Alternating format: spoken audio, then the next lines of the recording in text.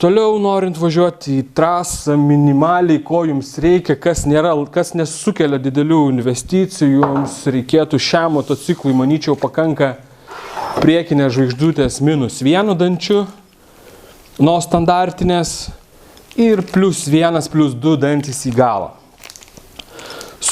Būtinai reikia, rekomenduoju pasikeisti motociklo perdavimą, tam, kad jūsų bėgiai, tiek stabdymo kelias, kad jūs pasiektumėt maksimalų motociklo pagreitėjimą, ypatingai, kad pasiektų reikiamą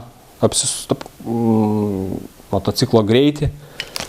Tadai, tas klausimas dabar, tarkim, jeigu keičiant perdavimą, žinai, tarkim, dantys netitinka, būna kartais, kad ilgesnė grandinė dedasi ir galinė šakė, ašis stūmėsi į galą, bet tai nėra blogai. Čia šiaip pailgėja bazė.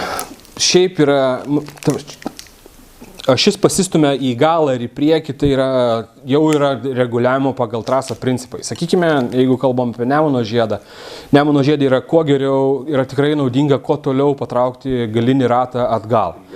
Ilgesnė bazė. Jeigu, sakykime, važiuoti Bikerniekus, kur yra trumpi posūkiai, reikia ratą stumti į priekį. Bet tai yra jau atitinkamo meistriškumo sportininkai, jie žaidžia tuos žaidimus, tie žaidimai tikrai pasiteisina. Dar jeigu grįžtant prie grandinės, tai dar būtinai norėčiau akcentuoti tokį paprastą dalyką, ypatingai žinot, kad mūsų gera trasa, Kauno trasa, ne Kauno gatvė šiai dienai, bet Kauno trasa yra labai nelygi ir yra labai specifinė, būtent Nemuno žiedas. Sakykime, jeigu jūsų, kaip gamintojo nurodytas grandinės reguliavimas turėtų būti, grandinės pačios įveržimas turėtų būti 3,5 cm, šiuo atveju yra įveržta. Kažkaip prašom, nesvarbu.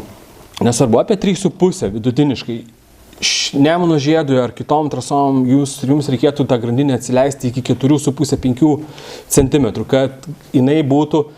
kad grandinė nestabdytų galinio rato, kada suveikia amortizatorius.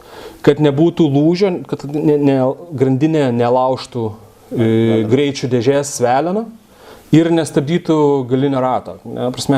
Esminiai tokie, iš ko atsiranda dažniausiai švitavimas posūkė, kada motociklas prasideda nevaržomas, tai skiriasi ratų greičiai. Priekinis ratas sukasi greičiau, galinis sukasi lėčiau ir atsiranda toksai ruošiausiai pramušinėja amortizatorius. Taigi, tam, kad amortizatorių nepramušinėtų, visų pirma turime susireguliuoti, susiieškoti motociklo balansą. Tai daroma labai paprastai, jūs tikrai internete esat radę turbūt daug filmų apie tai, kaip sureguliuoti freesagą, kaip jisai darosi. Apie tai aš daug galbūt nekalbėsiu, nes manau, kad čia daug kas tą žino. Trumpai gal apie tą freesagą. Situacija yra tokia, kad reikia sureguliuoti motociklo pakabą pagal važiuotojo svorį. Dažniausiai standartinėme motocikle, ką mes darome, tai vis tiek jisai yra paskaičiuotas apie 80 kg, 90 kg žmogaus svorį, sakykime taip. Gali važiuoti 2 žmonės. Ir situacija tokia, kad minimaliai ką reikia padaryti toliau sekančiam žingsniui, kada su amortizatoriais reikėtų dėti standesnę spiruoklę, kaip pavyzdžiui rodau šitą. Toliau pakeitus galinę spiruoklę yra svarbus labai dalykas pakeisti priekinę spiruoklę. Šiuo atveju mes turime progresyvinę spiruoklę, jinai dedasi 9,5 Newtono į priekį. Taip pat, aišku, reikia atitinkamai supilti tam tikrą kiekį tepalo. Aš asmeniškai, šiaip standartė tai turėtų būti 5-7,5 klampumas, aš asmeniškai naudoju 10. Kodėl, tarkim, čia, kad jinai tiksliau veiktų? Kad jinai tiksliau veiktų, esmė tame, kad šita spiruoklė, jeigu tu matai, jinai susiaurėja į galą ir jos, kada motociklas amortizuojasi, jūs atvažiuojate stabdymo kelią, jinai į galą sukietėja ir sumažėja jos jėga. Jinai praktiškai darbiniai padėtiniai gali susispausti vos ne iki pačio galo. Jeigu tai būtų standartiniai, jinai galėtų susispausti į galą ir jeigu jinai suspaudinėja į galą, jūs turite didelį atmušimą. Esmė tame, kad nebūtų atmušimo. Tai tokie esminiai paprasti labai reguliavimai. Galiu pasakyti, kad irgi prieš 2 metus mes turėjome sportininką, kuriam įdėjom tik tai galinės, pakeitėme tik tai galinę spiruoklę, priekinę spiruoklę supylėm reikiamą kiekį tepalo, rezultatas, jeigu aš gerai neatsimenu, buvo minutė 14 su, sakykime, su visiškai standartinė pamoka. Pakaba.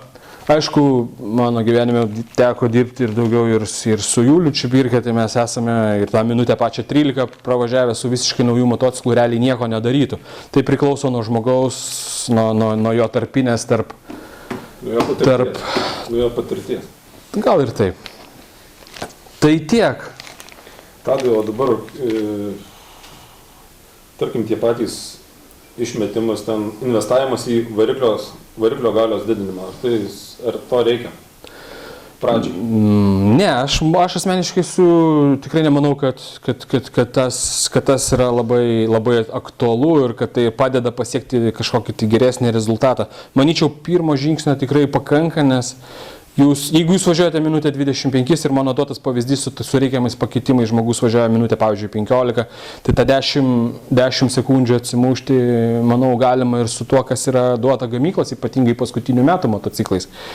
Mes esame dar aktyviai dalyvavom žiedinėse lenktynėse, tai esame išskaičiavę tokį labai paprastą, labai įdomų dalyką, kad, sakykime, Nemuno žiedė sekundės nusimetimo kaina senais pinigais buvo 1000 litų. Tai, manyčiau, tai yra dideli pinigai. Čia kiek reikėtų investuoti į motociklą? Į kiekvieną sekundę, sakykime, reikiama, norint išlošti, pagerinti ratų įvykimo laiką. Padangų neskaitant? Ne, skaitant ir padangas. Nes tikrai daugelis iš jūsų tikrai nevažiuosite naujomis padangomis. Tiesa, dar kalbant apie pakabą, esminis dalykas prieš išvažiuodami į trasą, nepamirškite pasižiūrėti oro slėgį padangose. Tiesa, toliau dar pagrindiniai dalykai, ar geri nustatymai ar blogi, tai pravažiavę 3, 5 ar ten 10 ratų, apsipratę prie motociklo, aišku, žinoma, nelėkite iš pat pradžių ratų, pirmose ratuose, pasižiūrėkite, kaip dyla da padangos. Jeigu padanga dyla gražiai, reiškia, jūsų nustatymai yra teisingi. Jeigu, kad nebūtų užgraužimų, gumos išlupimo ar dar kažkas. Apvaliai tolygiai. Apvaliai tolygiai. Padanga yra jūsų važiavimo, jūsų pakabos. Veidrodis tai yra atsakymas į tai, ar jūsų motociklo reguliavimai yra teisingi. Pradžiai net nereikia dėti su GPS-ais data logerių kažkokių ten... Dėt galit, ką norit, jeigu jums tai padės pasiekti rezultatą. Tai jeigu kitam žmogui reikia tų visų dalykų psichologiškai, tai žinoma, viskas tvarkoj. Nežinau, mano patirtis sako, kad Olins amortizatoriai reikalingi tikrai tik tai geriems sportininkam, o ne tiem, kurie važiuoja dar ten minutė 20. Bet jeigu jiem tai padeda psichologiškai, tai tada taip. Ypatingai žinant, kad mūsų trasa yra specifinė, aš dar galėčiau pajokauti, kad tai yra endūrinė labiau trasa ir ten realiai žmonės važiuoja greitai tie, kurie žino, kur važiuoti, ne dėl to, kad ten yra kažkas tai labai super. Sakyčiau, būkite atsargus ir manyčiau, kad pagreitėsit savaime, neskubėkit būti greiti, nes... Tai čia toks kaip vingiuotas žvyrkelis toks.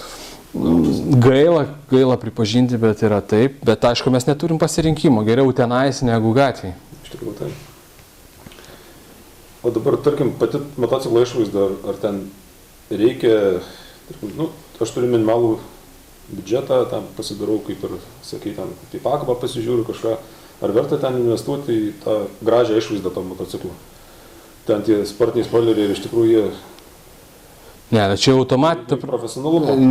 Visų pirma, norint važiuoti varžybose, tai yra reikalavimai. Kadangi taisyklės reikalauja tų sportinių spoilerių, ne dėl to, kad, ta prasme, blogi šitie standartiniai ir dar kažkas, tai paprasčiausiai turi būti tam tikras kiekis skysčių apvirtus ar atsitikus gedimui, turi subėgti apatinę spoilerio dalį ir, ta prasme, tie spoileriai reikalingi galbūt dėl to.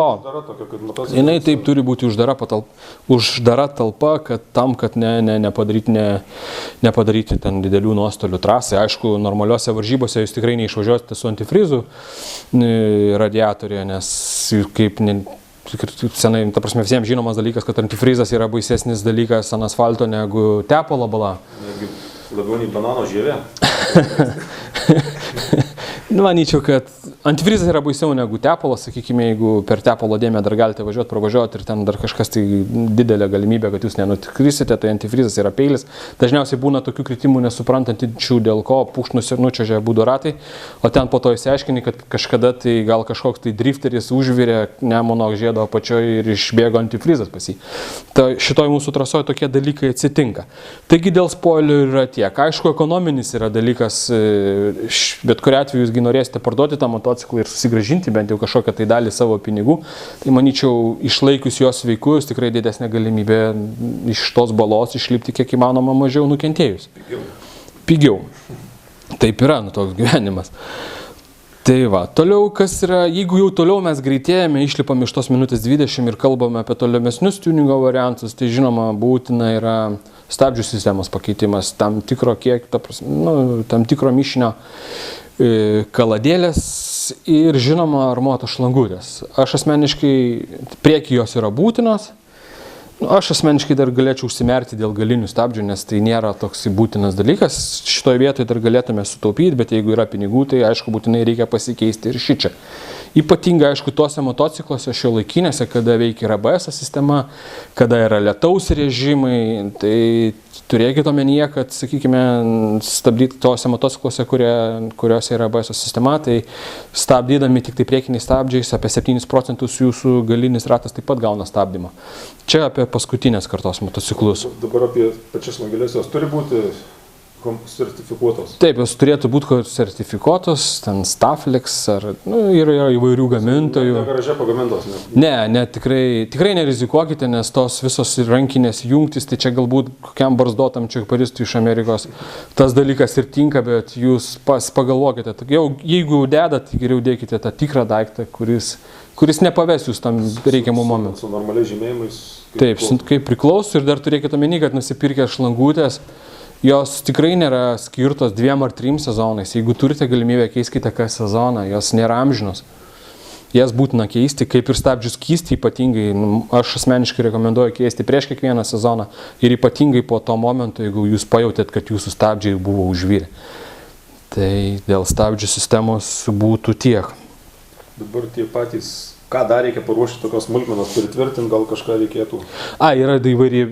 Jeigu galvojate važiuoti varžybose, tai aišku perskaitykite nuostatus, kurie yra ten turbūt LMSF puslapį ar dar kažkur. Tai maždaug tai bendriau universalūs. Yra, sakykime, tepalo filtras turi būtinai fiksuotis.